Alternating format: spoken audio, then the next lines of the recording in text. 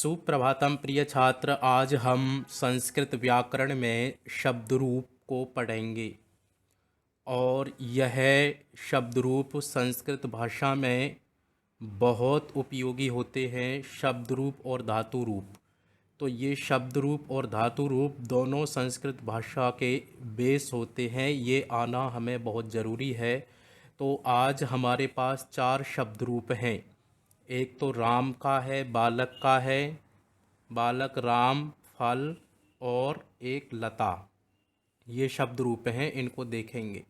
इनको याद करने में थोड़ी सी कठिनाई होती है छात्रों में, लेकिन आज हम कुछ ऐसी टेक्निक आपको बताएंगे कि बहुत जल्दी से याद हो जाएंगे आपको।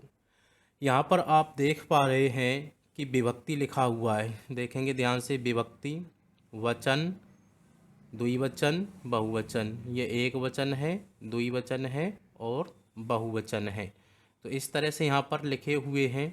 और साथ में ही विभक्ति से नीचे देखेंगे आप, यहाँ पर लिखा हुआ है प्रथमा विभक्ति, द्वितीया विभक्ति, तृतीया विभक्ति, चतुर्थी विभक्ति, पंचमी विभक्ति, षष्ठी विभक्ति, सप्तमी विभक्ति, संबोधनम। तो इस तरह से यहाँ पर विभक्ति भी लिखी हुई है और इधर ऊपर वचन लिखे हुए हैं, यानी कि 3 वचन ऊपर लिखे हुए हैं। अब यहाँ पर इसको याद करने का तरीका ये है कि हम इसको याद इस तरह से करें। बालकः बालकौ बालकाः, बालकं बालकौ बालकान्, बालकेन बालकाभ्यां बालकैः, बालकाय बालकाभ्यां बालकेभ्यः, बालकात् बालकाभ्यां बालकेभ्यः, बालकस्य बालकयोः बालकानां, बालके बालकयोः बालकेषु, हे बालक, हे बालकौ, हे बालकः। इसमें आप देखेंगे कि एक शब्द रूप याद होता है और शब्द रूप अपने आप आसानी से इसमें बन जाते हैं। ठीक है। अब यहाँ पर बालकः कहने से, बालकः कहने से हमें ये पता होना चाहिए कि बालकः कहाँ पर बनता है। यहाँ पर देखेंगे ये बालकः लिखा हुआ है, तो यहाँ पर बनता है प्रथमा विभक्ति का है बालकः और एक वचन। इस तरह पता होना चाहिए हमें। प्रथमा विभक्ति एक वचन का बालकः बना हुआ है। बालकौ कहने से हमें पता हो जाना चाहिए कि प्रथमा और द्वितीय विभक्ति का क्या है, द्विवचन है। बालकौ प्रथमा और द्वितीय विभक्ति का क्या है, द्विवचन है। ठीक है। ऐसे ही बालकेन, बालकेन कहने से ये पता हो जाना चाहिए हमें कि बालकेन तृतीया विभक्ति का है और एक वचन का है। जिस तरह से कोई छात्र होता है, वो किसी क्लास में होता है, क्लास के बाद उसको कैटेगराइज किया जाता है सेक्शन में। ठीक है। जैसे कोई छात्र पढ़ता है 5th क्लास में, उसका सेक्शन ए सेक्शन है, बी सेक्शन है, सी सेक्शन है। इस तरह से सेक्शन में डिवाइड कर लेते हैं, पहले क्लास में, फिर क्लास के बाद सेक्शन में। उसी तरह से शब्द रूप है। शब्द रूप में आप इसको देख सकते हैं यहाँ पर कि विभक्ति क्या है, एक तरह से क्लास हैं, कक्षाएं हैं। विभक्ति क्या है, एक तरह से कक्षाएं हैं। ठीक है। और सेक्शन को हम मान लेते हैं क्या, वचन। एक वचनम ए सेक्शन, द्विवचनम बी सेक्शन और बहुवचनम सी सेक्शन। इस तरह से हम इसको मान लेते हैं समझने के लिए, लेकिन ऐसा नहीं है कि ये सेक्शन है, एक तरह से मान लिया आसान करने के लिए। अब यहाँ पर देखेंगे कि कोई छात्र है, जैसे मुकेश है। मुकेश 5th क्लास में पढ़ता है। 5th क्लास में पढ़ता तो है, बट सेक्शन कौन सा है उसका, सेक्शन सी है। तो अब यहाँ पर देखो 5th क्लास हमने ये मानी थी ना पंचमी विभक्ति, पंचमी विभक्ति को हमने 5th क्लास माना था। देखो यहाँ से पंचमी विभक्ति, एक सेकंड, बालकात, ये है ना। अब ये सेक्शन कौन से में, ए सेक्शन में है, यानी कि एक वचन में है। ठीक है। इसी तरह से यहाँ पर देखेंगे आप बालकस्य, ये 6th क्लास में है और सेक्शन कौन सा है, एक वचन है। बालकयोः, ये दोनों कौन सी क्लास में है, ये सप्तमी और षष्ठी क्लास में है। वचन कौन से में, सेक्शन कौन से में है, बी सेक्शन में है। तो इस तरह से भी आप इसको याद कर सकते हैं। बहुत आसान तरीका है इसको याद करने का। तो ये है। और इसमें दूसरी चीज़ ये देखेंगे शब्द रूप में कि आपको ये नोटबुक में तो नोट करने ही है चारों शब्द रूप। इसमें जो क्वेश्चन बनते हैं वो ऐसे बनेंगे कि बालकेन दे दिया जाएगा, बालकेन दे दिया गया। अब बालकेन पूछा जाएगा कौन सी विभक्ति का है, तो आपको बताना है तृतीया विभक्ति का है। अगर पूछ लिया जाए वचन कौन सा है तो एक वचन बताना है आपको। ठीक है। इसी तरह से अगर पूछ लिया जाए कि बालकही, ये बालकई कौन सी विभक्ति है, तो यहाँ से देखेंगे तृतीया विभक्ति का है। वचन कौन सा है, ये बहुवचन का है। ठीक है। ऐसे यहाँ पर पूछ लिया जाए बालकाभ्याम, बालकाभ्याम कौन सी विभक्ति और कौन सा वचन का है। ये देखो बालकाभ्याम सेम बन रहे हैं तीनों विभक्ति में। तो यहाँ पर आप बताएंगे तृतीया विभक्ति भी है, चतुर्थी भी है, पंचमी भी है, लेकिन वचन जो है केवल द्विवचन में है, बनते हैं बालकाभ्याम। विभक्ति तीनों में तृतीया, चतुर्थी और पंचमी में द्विवचन में बनते हैं ये बालकाभ्याम। ठीक है। इस तरह से हमें याद करना है और इसमें इसी तरह से क्वेश्चन बनेंगे। जैसे कह दिया जाए बालकेशु, बालकेशु कौन सी विभक्ति है, बालकेशु कहा कौन सी विभक्ति है, तो बताएंगे सप्तमी विभक्ति बहुवचन। अगर पूछा जा रहा है कि केवल विभक्ति पूछी जा रही है कौन सी विभक्ति है, तो बतानी है सप्तमी विभक्ति। अगर वचन भी पूछ लिया जाता है कौन सा वचन है, तो सप्तमी विभक्ति बहुवचनम। अगर पूछ लिया जाए केवल वचन बताओ तो बहुवचनम। इस तरह से इनका क्वेश्चन बनते हैं, प्रश्न बनते हैं, उनका आंसर हमें देना होता है। ठीक है। इसके बाद में इसी तरह से राम है। अब एक बार राम का उच्चारण कर लेते हैं, राम शब्द रूप का। अब यहाँ पर ऊपर लिखा हुआ है ना अकारांत पुल्लिंग राम। अकारांत, अकारांत किसे कहते हैं, अकारांत कहते हैं जिसमें ए जिसके अंत में है। वर्ण विच्छेद हम करेंगे तो राम के लास्ट में क्या बचेगा, वर्ण विच्छेद करेंगे तो राम के लास्ट में जैसे राम लिखा हुआ है तो रा यहाँ से किया, हलंत लगा दिया, हलंत लगा दिया तो आधा होता है ना रा, फिर आ लिख दिया रा, और फिर इसके बाद क्या लिखा है हमने माँ, माँ हलंत किया, और फिर क्या बचा है लास्ट में प्लस ए, तो इसलिए इसको कहते हैं अकारांत, अकारांत। ठीक है।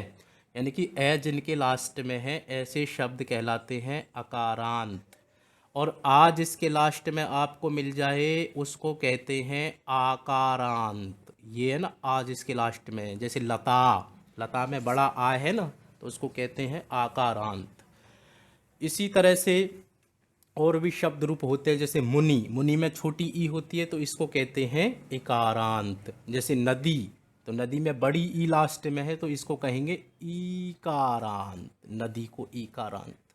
तो आप समझ गए होंगे अकारांत आकारांत किसे कहते हैं, जिनके ए लास्ट में है उनको आकारांत, और आ जिनके लास्ट में उनको आकारांत, ई जिनके लास्ट में उनको इकारांत। अब यहाँ पर देखते हैं राम का शब्द रूप का एक बार उच्चारण करके देखते हैं हम कैसे होता है। रामः रामहु रामः, रामं रामौ रामान, रामेण रामाभ्याम रामहि। ये आई की मात्रा है इस पर, रामहि, रामाय रामाभ्याम रामेभ्यः, रामात् रामाभ्याम रामेभ्यः, रामस्य रामयोः रामाणाम, रामे रामयोः रामेषु। संबोधनम में देखेंगे हे राम, हे रामौ, हे रामः। ये संबोधन चिन्ह लगा हुआ है इसके साथ में, हे राम संबोधन चिन्ह, हे रामौ यहाँ पर भी चिन्ह है, और हे रामः यहाँ पर भी चिन्ह है। तो संबोधन, संबोधन कहते हैं किसी को पुकारते हैं तो उसको संबोधन करते हैं हम, कि हे राम, हे बालक, हे मुकेश। ठीक है। तो इस तरह से यहाँ पर जो है जैसे कहते हैं हे ईश्वर, हे भगवान, जो भी, तो उसको संबोधन कहते हैं जिसको पुकारते हैं हम। अब यहाँ पर देखेंगे कि एक शब्द रूप याद करने से दूसरा शब्द रूप अपने आप याद हो जाएगा। जैसे बेसिक वर्ड क्या है, बालक है, बालक का शब्द रूप हमने यहाँ पर लिखा तो प्रथमा के एक वचन में क्या बना हुआ है, बालकाः। देखो ध्यान से, बालकाः, विसर्ग लगे हैं बस।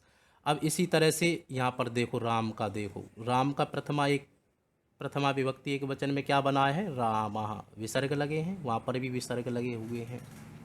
ठीक है। इसी तरह से देखो और बालकौ, प्रथमा विभक्ति के द्विवचन में देखेंगे बालकौ, यानी कि औ की मात्रा लगी हुई है, तो वहाँ पर भी रामौ, रामौ औ की मात्रा लगी हुई है। बहुवचनम, जैसे कहा बालकाह, तो यहाँ पर रामः आ का डंडा और विसर्ग लगे हैं तो रामः। ऐसे ही रामम, माँ हलंत जुड़ गया तो बालकम में भी माँ हलंत जुड़ा हुआ है, रामौ सेम बनेगा। अब यहाँ पर द्वितीय विभक्ति के बहुवचन में देखो, द्वितीय विभक्ति के बहुवचन में रामान, बालकान, आन जुड़ा हुआ है, बालक में क्या है आन जुड़ गया तो राम में भी आन, रामान। ठीक है। अब यहाँ पर देखो थोड़ा सा ये डिफरेंस आ रहा है, यहाँ पर रामेण और वहाँ पर है बालकेन, वहाँ पर तो न है और यहाँ पर ण है। क्यों है? क्योंकि रा के बाद में अगर न आता है, बीच में कोई वर्ड माँ का कोई व्यवधान आ जाता है तो न का ण बन जाता है। ये ऐसी चीज़ इसमें होती है। जैसे रावण ना कह करके रावण, जैसे वान, वान ना कहे वाण। ठीक है। तो इस तरह से ये शब्द यहाँ पर बनते हैं, यानी कि जैसे बालक का शब्द रूप है उसी तरह से राम का भी शब्द रूप सेम बनेगा। ठीक है। अपने आप बनाएंगे, बालक का पहले लिख लेंगे देख करके, और राम का बालक से देख करके लिखना है, राम का नहीं लिखना है, बालक से देख करके लिखना है राम का। अपने आप फिर चेक भी कर सकते हैं आप कहाँ कहाँ पर गलती रही है हमारी, कितना ठीक है कितना नहीं है। अब यहाँ पर देखो फल, फल अकारांत है और पर नपुंसक लिंग है ये, और राम और बालक अकारांत है बट वो पुल्लिंग है। अब यहाँ पर भी विभक्ति वचन सेम रहेगा, जैसे पहले शब्द रूप में राम बालक में विभक्ति वचन जैसे थे वैसे यहाँ पर रहेंगे। यहाँ पर क्या है, जिसको राम का या बालक का शब्द रूप याद हो गया उसको फल का भी शब्द रूप याद हो जाएगा अपने आप। एक शब्द रूप याद करना है, दो शब्द रूप अपने आप याद हो जाएंगे। मान लो बालक का याद किया तो बालक का याद किया, उसी तरह से राम का भी हो जाएगा, उसी तरह से फल का भी हो जाएगा, उसी तरह से पुस्तक का भी हो जाएगा, उसी तरह से वृक्ष का भी हो जाएगा। तो सेम शब्द रूप बन जाते हैं, एक को याद करना पड़ता है हमें। तो हमें बालक का याद करना है केवल, राम का अपने आप बन जाएगा, फल का भी अपने आप बन जाएगा। फल में केवल हमें याद क्या रखना है, फल में याद रखना है प्रथमा द्वितीया का, हाँ प्रथमा द्वितीया विभक्ति की फॉर्म, फलम फले फलानी, फलम फले फलानी, बस इतना याद रखना है। प्रथमा में जो बनी है वही द्वितीया में बनेगी, पुस्तकम पुस्तके पुस्तकानी, फलम फले फलानी, इस तरह से। ठीक है। अब यहाँ पर तृतीया विभक्ति देखो, तृतीया विभक्ति में क्या दे रखा है यहाँ पर फलेन, तो बालक का क्या बनाया था हमने बालकेन। ठीक है। फल का क्या बन गया फलेन। चतुर्थी एक वचन में देखो बालक का क्या बना हुआ है, चतुर्थी एक वचन में बालक का देखो ध्यान से, बालकाय लिखा है ना यहाँ पर बालकाय। अब यहाँ से देखो आगे फल का क्या बनेगा फलाय, देख रहे हैं आप फलाय, फलाय बना हुआ है। राम का भी क्या है रामाय बना हुआ है ना, वहाँ पर बालक का बालकात बना पंचमी में, तो राम का रामात बना पंचमी में, फल का क्या बना फलात बना पंचमी में। तो ये एक जैसे ही चलते हैं, केवल शब्द चेंज होता है, बाकी जो प्रत्यय है वो चेंज नहीं होते हैं, वो थोड़े से ही चेंज होते हैं कहीं कहीं पर, बाकी सेम होते हैं। तो इस तरह से आप इसको याद कर सकते हैं और बहुत आसान है इसको याद करना। और मैंने आपको बताया कि क्वेश्चन कैसे बनते हैं, इसमें कोई शब्द दे दिया जाएगा जैसे फलस्य, ये दे दिया फलस्य, इसमें पूछा जाएगा कि कौन सी विभक्ति है, तो बतानी आपको पंचमी विभक्ति। वचन कौन सा है, तो एक वचन। ठीक है। इस तरह से दे दिया फलानाम, वचन कौन सा है बहुवचन, विभक्ति कौन सी है षष्ठी विभक्ति। रामाणाम, वचन कौन सा है बहुवचन, विभक्ति कौन सी है षष्ठी विभक्ति। इस तरह से आपको बताना होता है इसमें। ठीक है। अब इसके बाद में क्या है, ये है लता का शब्द रूप है। लता का शब्द रूप में ये थोड़ा अलग चलता है। ठीक है। क्योंकि ये स्त्रीलिंग है और आकारांत है, स्त्रीलिंग है आकारांत है, इसलिए ये लता अलग है। तो लता लते लताह, इस तरह से रूप चले हैं इसके। लताम लते लताह, लतया लताभ्याम लताभी, लतायै लताभ्याम लताभ्या, लतायाः लताभ्याम लताभ्यः, लतायाः लतयो लतानां, लतायाम लतयो लतासु, हे लते हे लते हे लता। अब यहाँ पर देखो सिमिलर कहाँ कहाँ पर फॉर्म बनी है, सिमिलरिटी कहाँ कहाँ पर है वो याद कर लो, आसान हो जाएगा। देखो यहाँ पर देखो लते, ये दोनों सेम बने हुए हैं। यहाँ पर बालक में भी सेम बनते हैं, फल में भी सेम बनते हैं, और राम में भी सेम बनते हैं। वहाँ पर राम बना, यहाँ पर लते बना, ठीक है। वहाँ पर फले बना, यहाँ पर लते बना। एक यहाँ पर देखो, यहाँ पर भी सिमिलरिटी है, यहाँ पर लता लता, एक यहाँ पर भी मिले हुए हैं।